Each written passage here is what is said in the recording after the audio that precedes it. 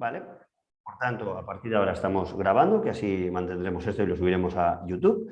Y voy a compartir pantalla y así ya empezamos con el tema. Perfecto. Bien. Déjame ver. Vale, pantalla completa. Perfecto.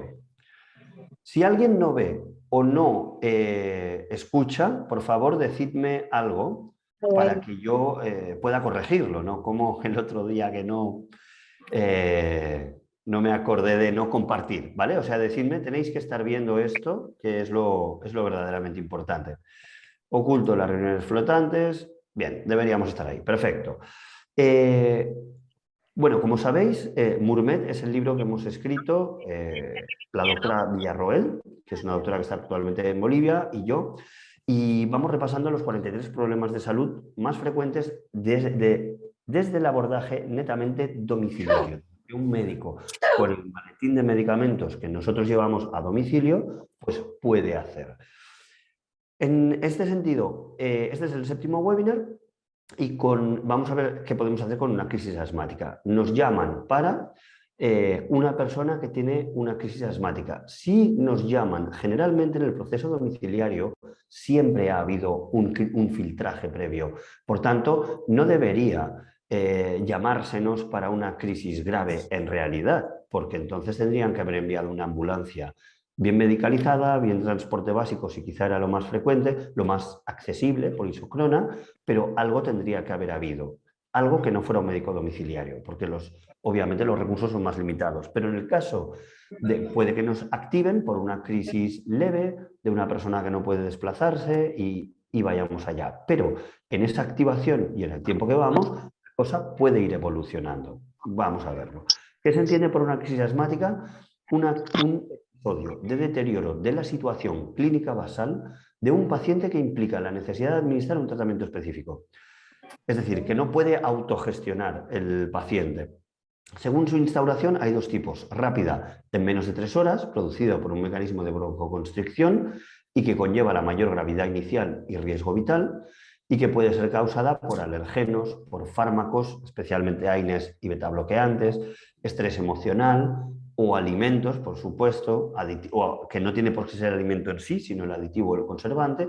Y después están otros tipos de crisis asmáticas, que son las lentas, que son el mayor del 80% de las crisis, y que están producidas por un mecanismo inflamatorio, infecciones, mala adherencia terapéutica.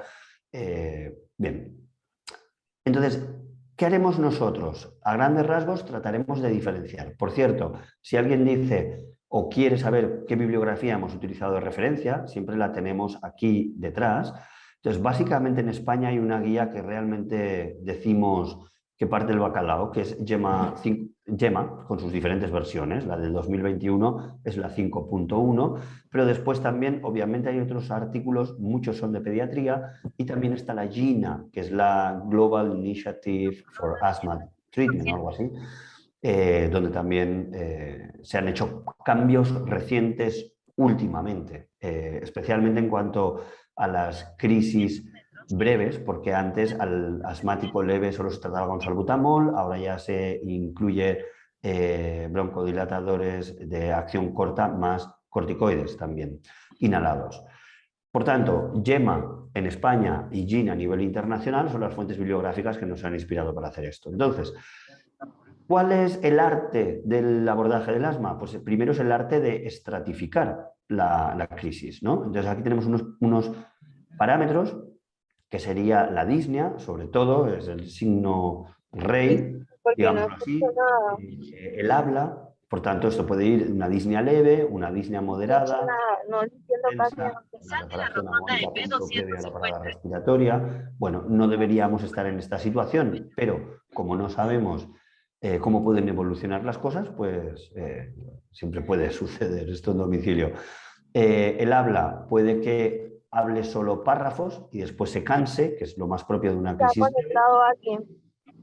Puede que haga, o sea, aquí párrafos completos, aquí frases más cortas, ¿no? Aquí solo palabras, aquí no estoy hablando. Que la frecuencia respiratoria esté aumentada, entendemos por aumentada en general mayor de 18 en este caso, ¿no? La taquipnea empezaría a partir de 18, moderada más de 20, intensa más de 25, ya una bradipnea, una apnea ya definitivamente sería un índice de mucha mayor gravedad. Frecuencia cardíaca, lo entendemos bastante fisiológica, si está en menos de 100, moderado cuando es más de 100, intenso cuando es más de 120. Muchas veces no sabemos qué es lo que le taquicardiza, si la Perdón, hipoxia, ¿no? Esa taquicardia compensadora o hay es mucha interferencia. propiamente Perdón. el beta-adrenérgico que le estamos dando, ¿no? El beta-adrenérgico pulmonar, el salbutamol, la Ángel, adrenalina o algún otro de larga acción. Por tanto, bueno, tenemos que ver, pero en general, cuando pasa de 120 ya no es solo, a menos que tenga una super sobredosis de beta-adrenérgico, ya algo más ahí debajo, ¿no? La presión arterial, bueno, en general suele ser normal, no es algo que esté muy relacionado con la crisis asmática, y si está ya en fase de shock estaría hipotenso. El uso de musculatura accesoria en general, en toda crisis acabamos viendo eso, ¿no? Un cierto tiraje costal, musculatura accesoria para elevar la caja torácica. Esto suele estar en casi toda crisis asmática en mayor o menor grado, excepto en el pre-shock, donde ya habría silencio auscultatorio. Nivel de conciencia en general no suele estar alterado, no suele haber una obnubilación hasta ya grados pues pre-shocks antes en relación con la crisis. Y un indicador clave es la fuerza de expiración ventilatoria en un segundo, que suele mantenerse mayor al 70% en las crisis leves, moderada es menor, en las crisis moderadas suele ser menor al 70% y en las intensas suele ser menor al 50%.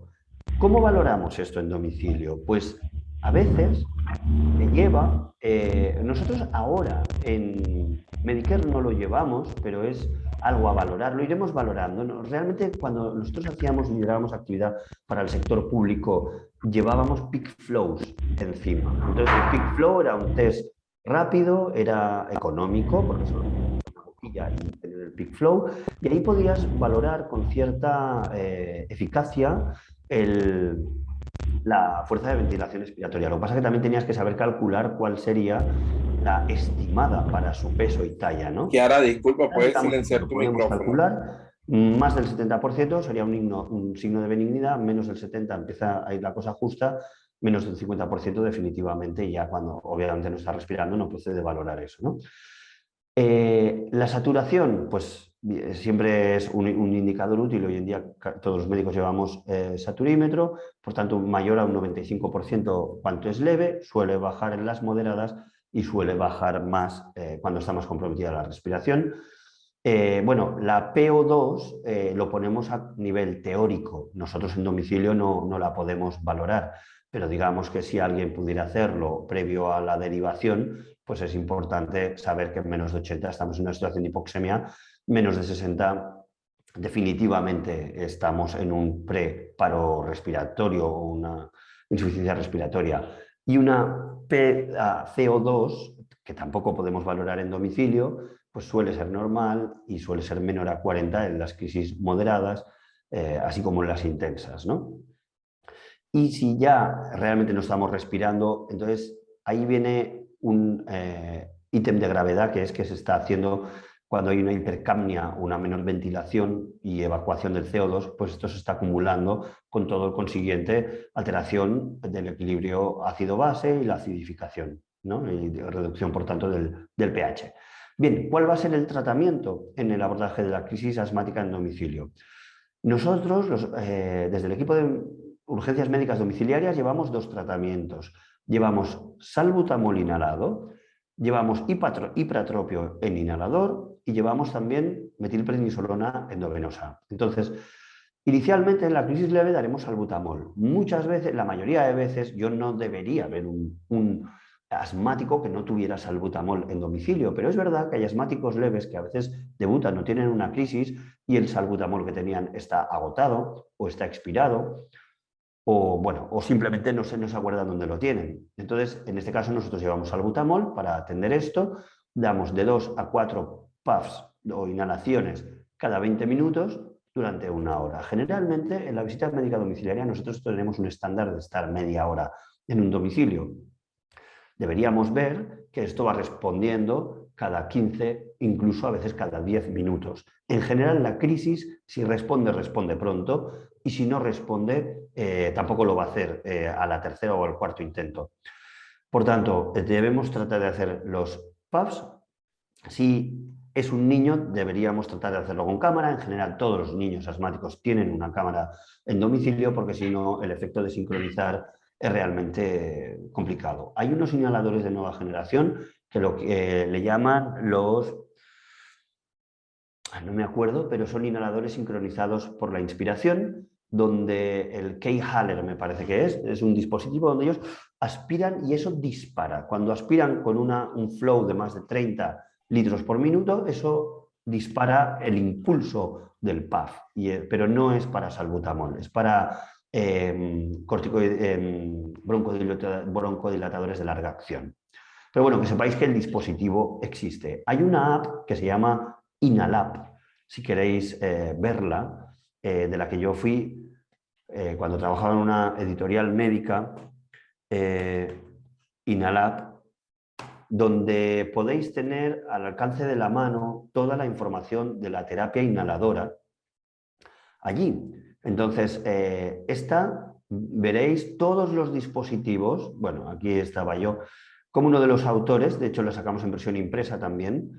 Y aquí tenemos, no sé si estará expirada ya esta credencial, pero si a alguien le interesa, aquí se pueden tener todos los dispositivos a mano, ¿no? Tipo de inhalador, cartucho presurizado. Entonces se tienen todas las fichas técnicas con todos los agentes, ¿no? Y todas las propiedades de los dispositivos. Esta es una información bastante interesante, que si alguien quiere conocer la farmacopea, especialmente médicos que hayáis llegado hace poco a España, los PMDI, pues aquí realmente tenéis información muy útil. Incluso tenéis videotutoriales de cómo se hace la técnica inhalatoria, que es uno de los grandes errores del por qué no es efectivo el tratamiento inhalatorio, incluso las combinaciones con las cámaras también.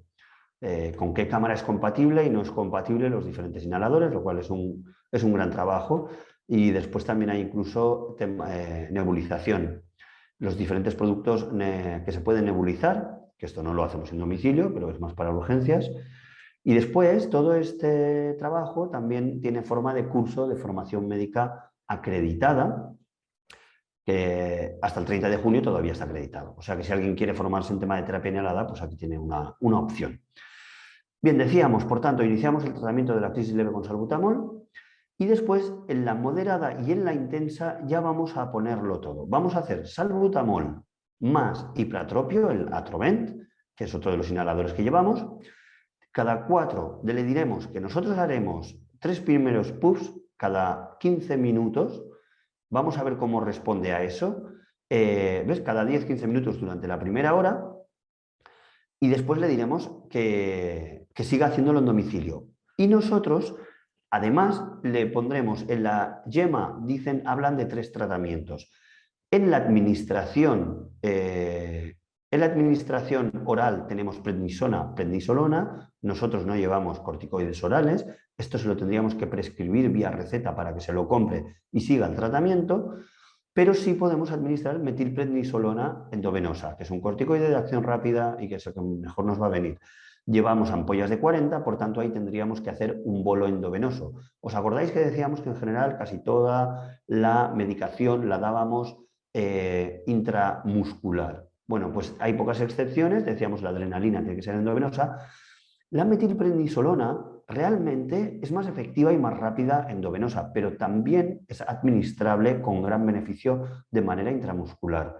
Y a diferencia del diazepam o de otro tipo de medicaciones que tienen una absorción más errática, en este caso no lo tiene una adecuada administración más prolongada, lo cual a veces, si no es una crisis muy grave, pues también nos viene bien que tenga un efecto más duradero. Entonces nosotros podemos dar salbutamol y ipratropio, hacemos 3 cada 10 minutos, así estamos media hora en el domicilio. Administramos la metilprednisolona cuanto antes también para ver cómo va el efecto. Y si la cosa va reduciendo y a los 15 minutos nos dice, pues ya me encuentro mejor, bueno, podemos darle la prescripción de prednisona o de prednisolona y lo derivamos en su dosis de adulto de pediatría y le decimos, vaya a ver mañana a su médico de cabecera, quien sea que le haga el seguimiento de esta crisis, ¿no? Por tanto, decimos, si la crisis era leve moderada, control evolutivo en 1 a 3 horas, si hay una buena respuesta, continuar con la pauta de broncodilatadores, corticoides, vía oral y de 5 a 7 días en adultos o de 3 a 5 días en niños. Y control por el médico de atención primaria. Si no hay mejoría clínica en 3 horas, entonces se tiene que derivar igualmente. Definitivamente no se puede quedar en casa una crisis asmática poco controlada, porque eso en cualquier momento puede coger un camino tórpido. Anotación importante, aunque sea una crisis intensa, realmente la adrenalina no nos va a beneficiar en el manejo de la crisis asmática. Por tanto, si bien en algún momento llegó a utilizarse y nosotros la llevamos encima, no está recomendada o avalada por las guías como GINA o GEMA en el manejo de esta crisis.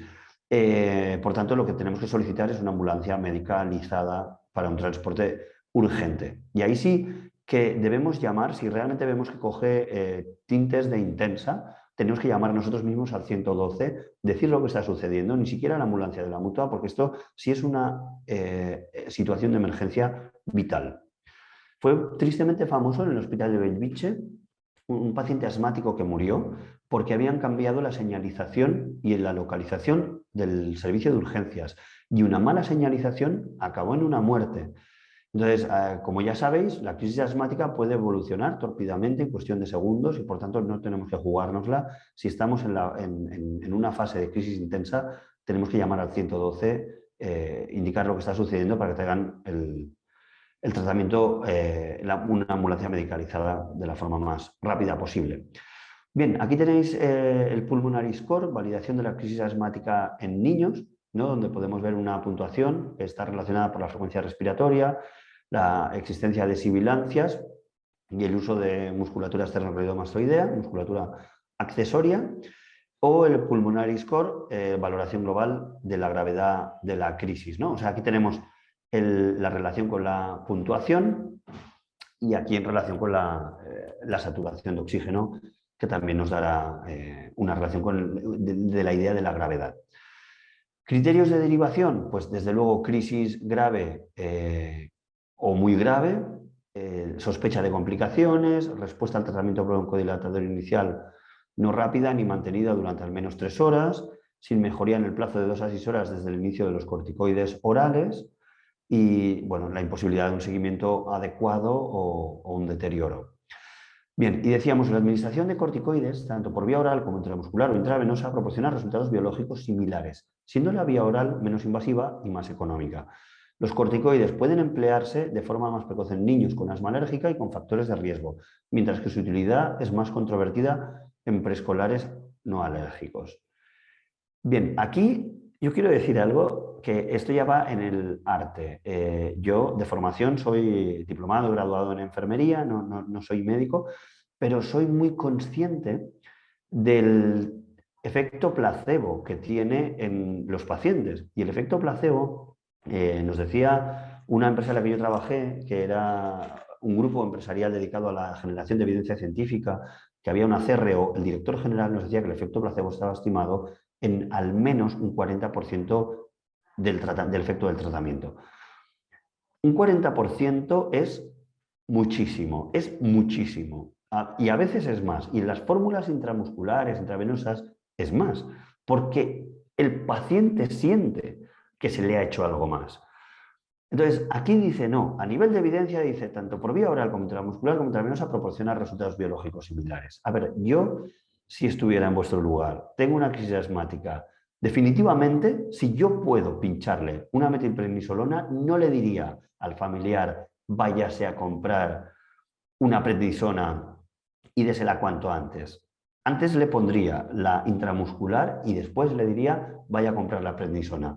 Lo digo solo por equilibrar, que a veces la evidencia está muy bien, pero después está la evidencia de la práctica y cosas a veces no tan bibliografiadas, pero que El efecto placebo tiene una repercusión científica real en el resultado y en la eficacia terapéutica. Por tanto tenemos que aprovecharlo a nuestro favor, ¿no? Y además la inmediatez del tratamiento, el poderlo dar en ese mismo momento. Por tanto, esa dosis de carga es útil desde el punto de vista clínico, iniciarla con inmediatez y después darle el tratamiento oral que dé la continuidad adecuada, ¿no? Bueno, hasta aquí mi parte y ahora sí quedo pues, disponible si cualquiera de vosotros, como Ingrid quería, el otro día nos premió con darnos conocimientos que podían completar esto, o cualquiera de vosotros tenéis algo que aportar, alguna experiencia con relación al manejo de crisis asmática, pues estamos aquí súper interesados por escuchar. Lo que yo quería decir con respecto a eso del corticoide endovenoso versus ¿Estás oral. hablando, Ingrid? Sí. Si es que sí, a ver. ¿No se escucha? Ahora, ¿me escuchas, Ingrid? No escucho, pero no sé si se escucha. Pues a ver si soy yo el único que no escucho. Ingrid sí se escucha. Ah.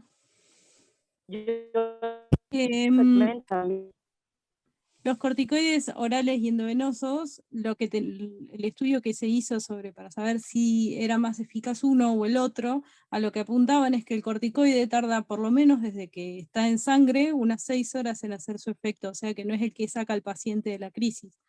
Aunque es cierto que hay gente que sí quiere algo endovenoso o que sí está el efecto placebo de las personas que quieren ser pinchadas, pero también está el paciente, que muchas veces me ha pasado con hombres que no quieren ser pinchados.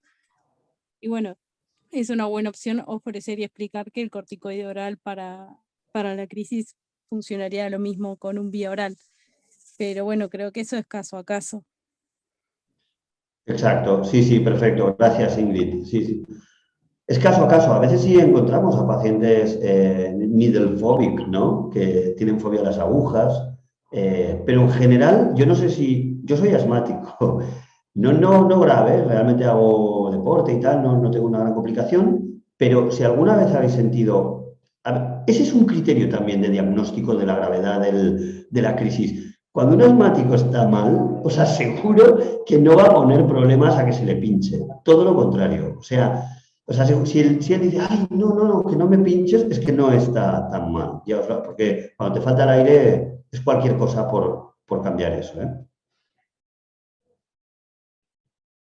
Gracias, Ingrid. ¿Alguien más tiene alguna experiencia, algún manejo de alguna crisis asmática en domicilio o en hospital, algo que haya cambiado el curso, que haya empeorado tórpidamente?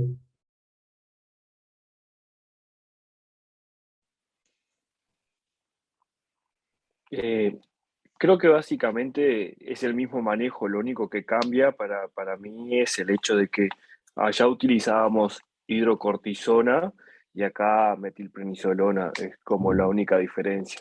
Le hacíamos una carga de hidro y lo que dijo Ingrid, sabiendo que la hidrocortisona iba a actuar como allá a las 6 horas y digo, básicamente es lo mismo. Son los dos cortis, ¿no? De acción rápida y corta también, ¿no?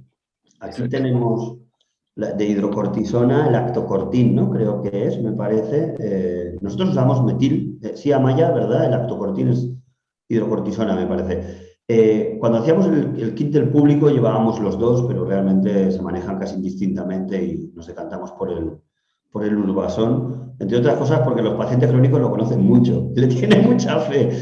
El Urbasón, esto me va a salvar. Sí, tal cual. Así que, bueno, tiene ese efecto también. Bueno, si tenéis alguna contribución más, genial, y si no, pues lo dejamos para el próximo día. El próximo día seguimos en la guía de respiratorio y veremos la disnea en valoración global, reagudización de la disnea, veremos en qué tipo de pacientes y qué tipo de manejo tenemos, ¿vale?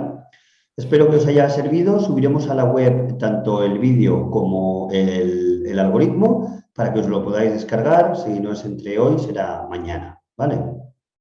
Chicos, nos vemos el próximo miércoles. Saludos. Perfecto, gracias. Adiós. Hasta luego, muchas gracias. Adiós, muchas gracias. Adiós.